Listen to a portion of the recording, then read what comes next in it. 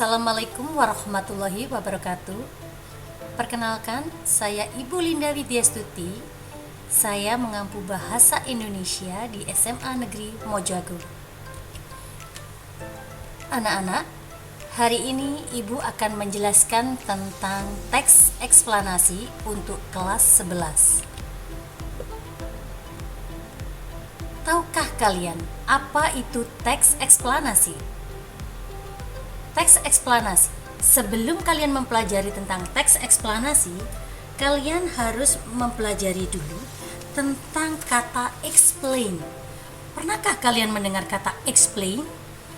Explain artinya menjelaskan dan explanation yang artinya penjelasan.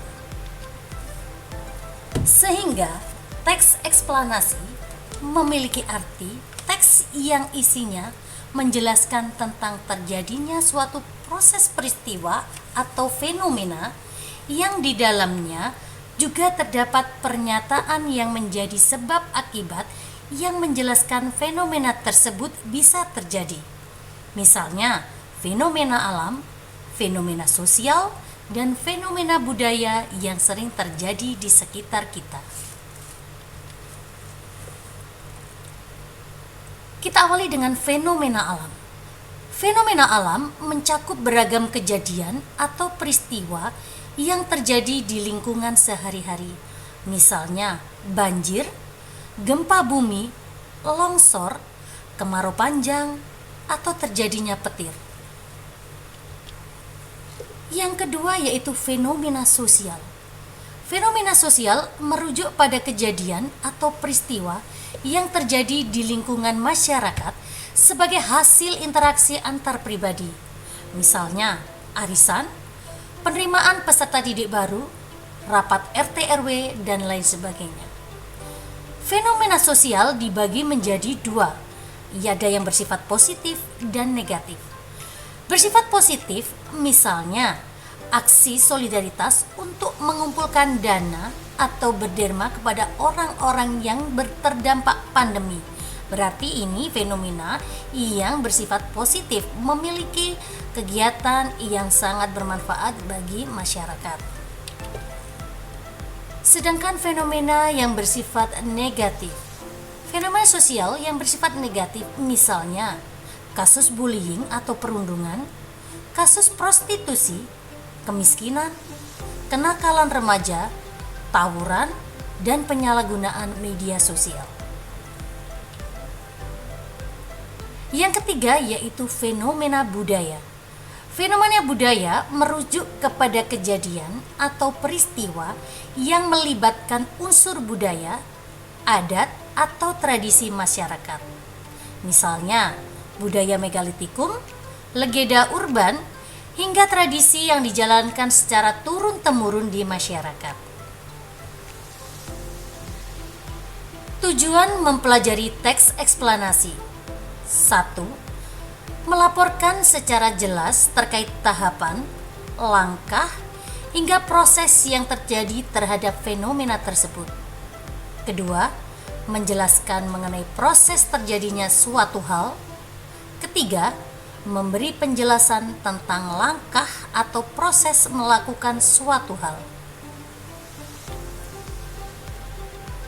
Ingat anak-anak, jangan sekali-kali mengaitkan atau menduga-duga fenomena alam dengan hal-hal goib atau hal-hal yang tidak masuk akal ya Besti. Tidak boleh. Nah, untuk ciri-ciri teks eksplanasi. 1. Memiliki tujuan untuk memberikan informasi, pengertian, dan pengetahuan. Kedua, memiliki sifat menjawab pertanyaan apa, mengapa, dan bagaimana peristiwa itu bisa terjadi. Ketiga, isinya faktual atau benar adanya, bersifat kenyataan atau fakta, bukan berdasarkan opini penulis, dan tidak boleh menyangka atau membuat praduga.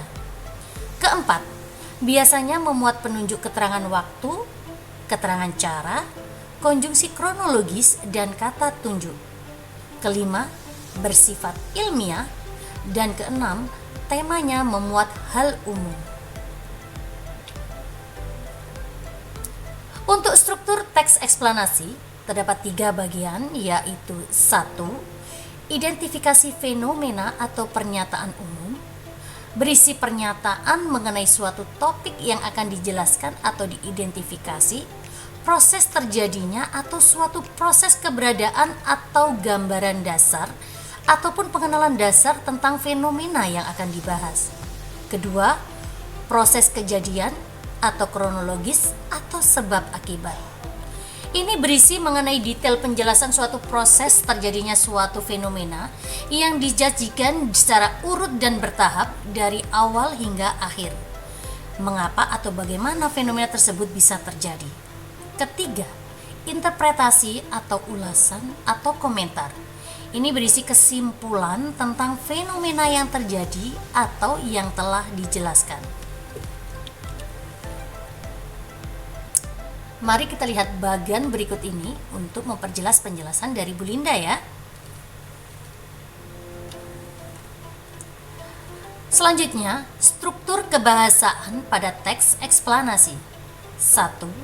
Pembahasan topik lebih fokus pada hal-hal yang bersifat umum atau generik, bukan partisipan manusia, misalnya gempa bumi, longsor, badai, dan lain sebagainya.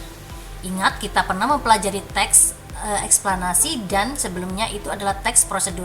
Kalau teks prosedur lebih ke arah partisipannya manusia ya, sedangkan teks eksplanasi partisipannya adalah fenomena, baik fenomena alam, fenomena sosial, maupun fenomena budaya.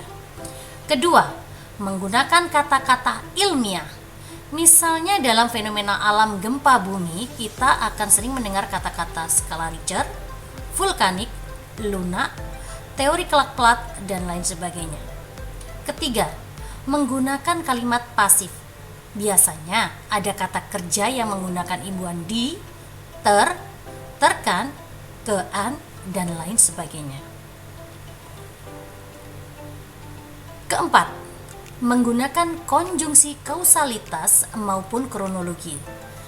Konjungsi kausalitas contohnya adalah antara lain, sebab, karena, oleh sebab itu, oleh karena itu, atau sehingga. Sementara konjungsi kronologis contohnya adalah kemudian, lalu, setelah itu, pada akhirnya. Kelima, sering memakai kata verba material dan verba relasional atau kata kerja aktif. Verba material adalah verba atau kata kerja yang melakukan tindakan fisik, misalnya memukul, menendang, mencuci, dan lain-lain. Yang kedua, verba relasional adalah verba atau kata kerja yang berperan sebagai penghubung di dalam kalimat. Contohnya, Ani merupakan siswa terpandai di kelasnya. Keenam, menggunakan konjungsi kausal atau sebab akibat.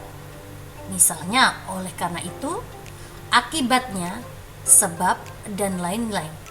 Dan konjungsi waktu, kemudian, lalu, beberapa minggu yang lalu, hari itu, dan lain sebagainya. Nah, anak-anak, itu tadi penjelasan singkat dari Ibu tentang teks eksplanasi. Ingat, kalian untuk selalu belajar, karena sedikit kemajuan setiap hari di dalam diri kalian akan menambah sesuatu hingga hasil yang besar. Terima kasih dan sampai jumpa di pembahasan materi selanjutnya. Wassalamualaikum warahmatullahi wabarakatuh.